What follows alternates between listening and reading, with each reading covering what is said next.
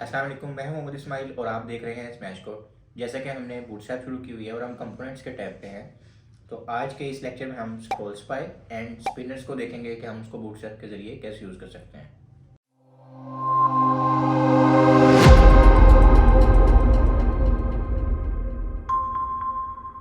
तो जैसा कि हमने देख लिया है कि हमने इस लेक्चर में स्क्रॉल स्पाई एंड स्पिनर्स पढ़ना है, तो देखते हैं कि हमारे पास ये कैसे हैं।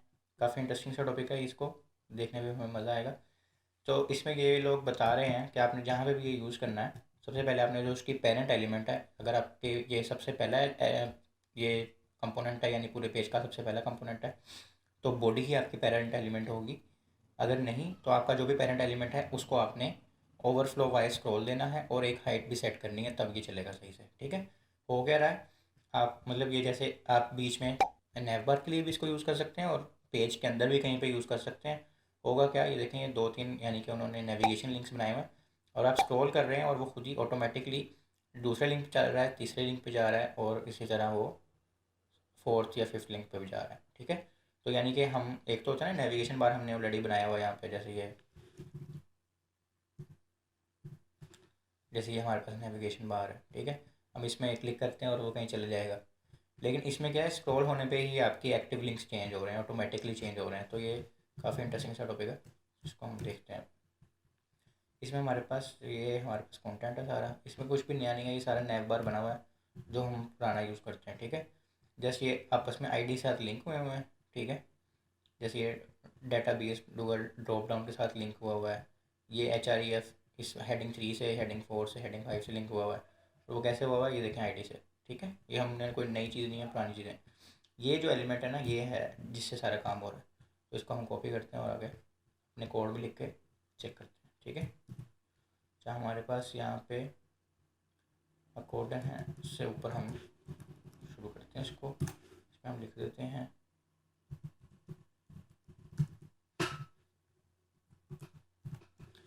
अच्छा, क्योंकि हमारे पैराग्राफ्स के अंदर डाटा नहीं है तो पहले हम डाटा डाल लेते हैं। इधर एक मैंने आपको पहले भी बताया हुआ कि हम लोरम लिखें, LOREM, तो हमारे पास डाटा आ जाता है। ठीक है, लेकिन इसका एक और भी है शॉर्टकट कि अगर हम लोरम के साथ कोई भी लिखें ना, काउंटिंग यानी 200 लिख दें या 300 लिख दें, तो वो उतने ही अल्फ़ाबेट्स लेगा डमी डाटा के लिए। ठीक है, तो उससे क्या होगा, जल्दी काम हो जाएगा।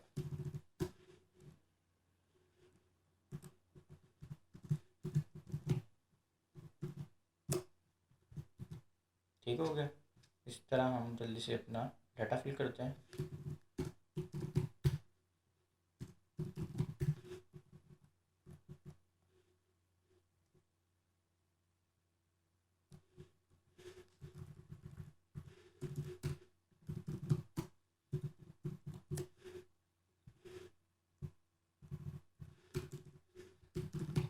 चलिए, ये अब हमारा डाटा फिल हो गया सारों में। अब हम जाते हैं अपने पेज पे, हमने किया रिफ्रेश और ये हमारा एक नैव बार बन गया। उसके अंदर फर्स्ट, सेकंड और ड्रॉप के अंदर third, fourth and fifth paragraph linked हो गए। ठीक है, अब हम जा रहे हैं, लेकिन हमें कोई ऐसी अच्छी चीज़ नहीं लगी जो हम मतलब जैसे यहाँ पे हम देख रहे थे क्या हो रहा था, हम स्क्रॉल करते थे और ऐसे वो खुद ही ऑटोमेटिकली चीज़ें हो रही थी। अब यहाँ पे हम जब देख रहे हैं तो ये देखें फर्स्ट पे है और हमारा तो पेज ही स्क्रॉल हो गया। तो ये इसलिए हो रहा है क्योंकि अभी तक हमने उनकी सारी बातें नहीं मानी। उन्होंने यहाँ पे बताया हुआ है जब भी आप किसी चीज़ को यूज़ करते हैं तो उसकी डॉक्यूमेंटेशन अच्छे से पढ़नी होती है। यहाँ पे उन्होंने ऑलरेडी बताया हुआ है कि जब आपने यूज़ करना है तो आपका जो भी बॉडी का एलिमेंट होगा, जो भी आपका पेरेंट एलिमेंट होगा, उसको आपने हाइट देनी है और ओवरफ्लो स्क्रॉल दे देना वाई का। तो इसकी हमारे पास ऑलरेडी हमें पता है कि क्लासेज हैं। तो क्योंकि मैंने आपको कहा है कि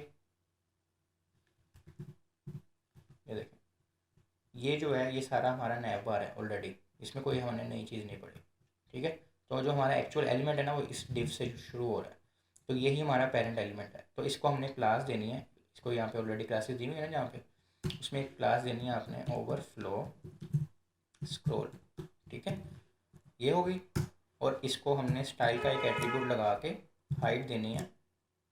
इसको कोई भी हम हाइट दे सकते हैं, सपोज मैं दे देता हूँ 500 px। ठीक है, ये मैंने दे दी और मैं इसको करता हूँ रिफ्रेश।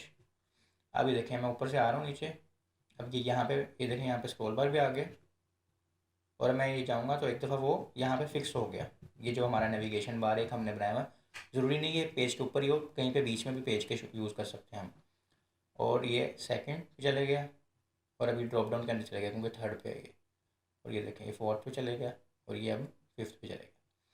तो ये हमारा स्क्रॉल स्पाई है, और इस तरह हम इसको यूज़ कर सकते हैं, ठीक है। पर अगर हम ये हिडन हाइट और स्क्रॉल नहीं देंगे तो फिर वो सही से काम नहीं करेगा। इस तरह ये ऊपर टॉप से था, अब ये लेफ़्ट से है, ठीक है। ये देखें मैं स्क्रॉल कर रहा हूँ और लेफ़्ट साइड से हमारे ऑटोमेटिकली लिंक्स चेंज हो रहे हैं, ठीक है। तो इसको भी इस तरह ही आपने यूज़ करना है। और इसमें क्या है, इसमें आइटम 1 आइटम 2 3 4 ये भी उसी तरह ही है, बस थोड़ा सा डिज़ाइन उन्होंने चेंज कर दिया। इसको लिस्ट ग्रुप के अंदर उन्होंने यूज़ करी। लिस्ट ग्रुप उन्होंने ऑलरेडी पढ़ा हुआ है, आई टैग के अंदर आ भी रहा होगा, तो आपने वो देख लेना, ठीक है। पर ये आप सिर्फ कॉपी करेंगे तो कोड नहीं चलेगा। आपका जो भी पेरेंट एलिमेंट है, जैसे ये पेरेंट एलिमेंट है इसका, ये वाला डिव, इसमें आपने ओवरफ्लो स्क्रॉल की क्लास देनी है और हाइट दे देनी है, कोई भी स्पेसिफाई हाइट जितना भी आप उसका चाह रहे हैं कि आपके पेज पे वो जगह ले, ठीक है। इसी तरह आप लिंक्स के साथ भी ये काम कर सकते हैं, जैसे ऊपर आपने लिस्ट के साथ किया था। और ये बाकी जावास्क्रिप्ट की चीज़ें हैं तो इसमें भी आप पढ़ने की ज़रूरत नहीं है, क्योंकि अभी हम इस पर फोकस नहीं कर रहे, ठीक है। इसके बाद हमारे पास एक और इंटरेस्टिंग सा टॉपिक है स्पिनर्स का। स्पिनर्स में हमारे पास, जैसे हम पिछला भी देख रहे थे ना, प्लेस होल्डर हमने देखा था पिछले लेक्चर्स में, जब लोडिंग हो रही होती है तो हम क्या करना होता है। तो अब हम देखते हैं स्पिनर्स को। स्पिनर्स में हमारे पास ये जैसे ये लोडिंग हो रही है ना, इसको स्पिनर कहते हैं, ठीक है। सिंपल सा इसका कोड है कि स्पिनर बॉर्डर रखे आपने क्लास यूज़ करनी है, ठीक है। रोल आपने लिख देना स्टेटस, और उसको विजुअली हिडन दे देनी है आपने क्लास, और आगे जो भी मर्जी आप लिख दें, ठीक है। मैंने कॉपी कर लिया, या चलें कॉपी कर लिया, इसके ऊपर ही हम यूज़ कर लेते हैं।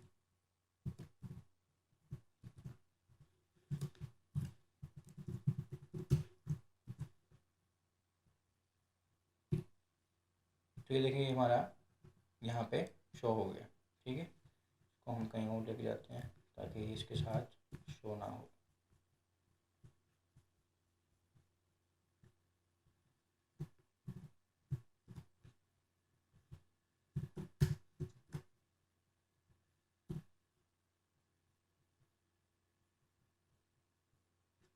ये हमारे पास एक लोडर सा शो हो गया। अब इसको हम पेज के सेंटर में भी यूज़ कर सकते हैं, कहीं पे भी यूज़ कर सकते हैं जहाँ भी हमें उसकी नीड होगी। कर क्या रहे हैं हम, सिर्फ एक ही क्लास लगा रहे हैं स्पिनर बॉर्डर, और विजुअली हिडन क्यों कर रहे हैं, ताकि ये हिडन रहे जो भी इसके अंदर हम लिख रहे हैं, ठीक है। और मतलब ये जो पूरा एक एलिमेंट है ये एक हिडन एलिमेंट है, ठीक है। सिर्फ इस क्लास की वजह से इसको हमने एक बॉर्डर सा दिया हुआ है जो कि बूटस्ट्रैप ने दिया हुआ है, और वो उस पर उसको लोडिंग करवा रहा है, ठीक है। जैसे ये देखें अब, for accessibility purpose each loader here include role status and a nested span class visually hidden loading span, ठीक है। the animation effect of this component depended on the preferred reduced motion media query। अगर आपने इस यानी animation को थोड़ा सा और डिटेल में पढ़ना तो, अब अगर इसको आपने कलरफुल यूज़ करना है तो आप डिफरेंटली यूज़ कर सकते हैं। टेक्स्ट प्राइमरी दे देंगे तो उसका कलर ब्लू हो जाएगा, टेक्स्ट सेकेंडरी दे देंगे ग्रे हो जाएगा, टेक्स्ट सक्सेस दे देंगे तो ग्रीन हो जाएगा, यानी डिफरेंट कलर का आप यूज़ कर सकते हैं। इसी तरह वो डिफरेंट स्टाइल था, अगर डिफरेंट करना है आपने तो ग्रोइंग स्पिनर आप यूज़ कर सकते हैं। जैसे स्पिनर बॉर्डर था, यहाँ पे स्पिनर ग्रो यूज़ कर देंगे हम, और कुछ भी चेंज नहीं करना।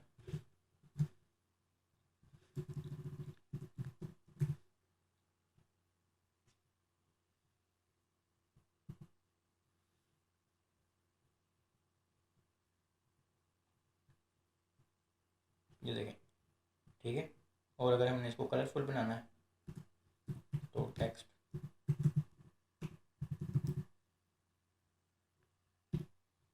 तो उसका कलर येलो हो गया, ठीक है।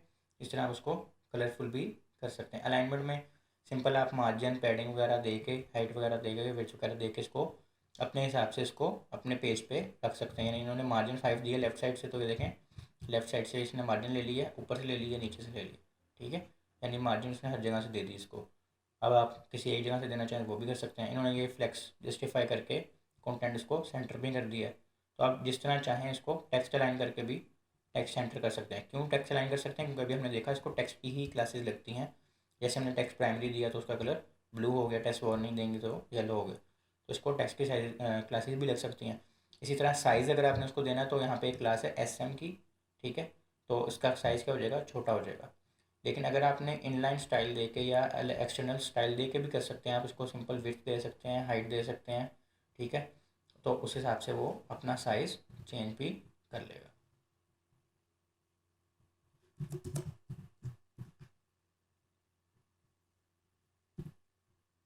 ठीक है, ये एक बाय डिफ़ॉल्ट साइज़ है और ये स्टाइल दिया हुआ है हमने, सही है, इसमें से ठीक हो गया।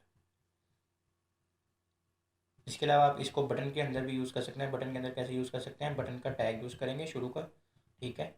और इसके अंदर ये स्पैन के अंदर हम स्पिनिंग बॉर्डर और स्पिनिंग बॉर्डर ये साइज़ उसने दिया हुआ है और इसको यूज़ कर लेंगे। और अगली क्लास हमने ये ज़रूर देनी है विजुअली हिडन की, यानी ये सिर्फ ऊपर वाली दे के ख़त्म नहीं होगा काम, ये दोनों देनी है। कहीं पे भी आप दे रहे हैं तो दोनों, यहाँ पे देखें पहली क्लास स्पिनिंग बॉर्डर वाला काम कर रही है और दूसरी विजुअली हिडन। तो अगर आप इसको बटन के अंदर यूज़ कर रहे हैं तो ये दोनों एज अ सिबलिंग यूज़ होंगे, सही है। इसमें हम वो ग्रो वाला भी यूज़ कर सकते हैं एनिमेशन में और बॉर्डर वाला भी, और बाकी कलर तो आप यूज़ कर ही सकते हैं, ठीक है। बाकी इसमें भी आपका कोई काम नहीं है। इसके बाद हमारे दो सिर्फ टॉपिक्स रह गए हैं, टोस्ट और टूल टिप्स। इसमें क्योंकि जावास्क्रिप्ट यूज़ हो रही है तो अभी हम इसको कवर नहीं करेंगे, फिर इन फ्यूचर में भी हम वापस आएँ अगर बूटस्ट्रैप पे तो करेंगे, वरना हमारे पास बहुत सारे ऐसे तरीके हैं जिससे हम ये टोस्ट और टूल टिप्स खुद कस्टमाइज़ भी बना सकते हैं। तो यहाँ तक था आपका, ये सारे कंपोनेंट्स आपके कंप्लीट हो गए और हमने काफ़ी डिटेल्ड में जाके जो भी न्यू चीज़ें थी उसको पढ़ा है, और जो चीज़ें हमने ऑलरेडी पढ़ी हुई थी हमने उसको जल्दी जल्दी पढ़ा ताकि हम नेक्स्ट चीज़ पे मूव करें। तो उम्मीद है आपको उन सारी चीज़ों की समझ आई होगी। अगर आपको कोई सी भी इसमें मसला है, आप इसके लेक्चर्स दोबारा लें, बूटस्ट्रैप की प्लेलिस्ट बिल्कुल अलहदा से है, ठीक है। और उसके अलावा आपका अगर कोई भी इशू है आप कमेंट करके भी पूछ सकते हैं। फेसबुक के ग्रुप भी डिस्क्रिप्शन के अंदर लिंक है, उसके अंदर आप जाके अपना सवाल पूछ सकते हैं। सवाल कैसे पूछना है, पोस्ट कैसे लगानी है, उसकी ऑलरेडी एक वीडियो बनी हुई है, ऊपर आई टैग में आ जाएगा, तो आप उसको कंप्लीट अपना डिटेल्स दे के अपना सवाल पूछ सकते हैं, कोड दिखा सकते हैं, ताकि आपका हम मसला हल करें और जल्द से जल्द आप अपने डेवलपमेंट में आगे बढ़ें। मैं चाहता हूँ कि आप सारे अच्छे से वेब डेवलपर्स बनें और अच्छे पैसे कमाएँ और अपने घर वालों को सपोर्ट करें। उम्मीद है आपको समझ आई होगी। अपना बहुत सारा ख्याल रखिएगा। मिलते हैं अगली वीडियो में। अल्लाह हाफिज़।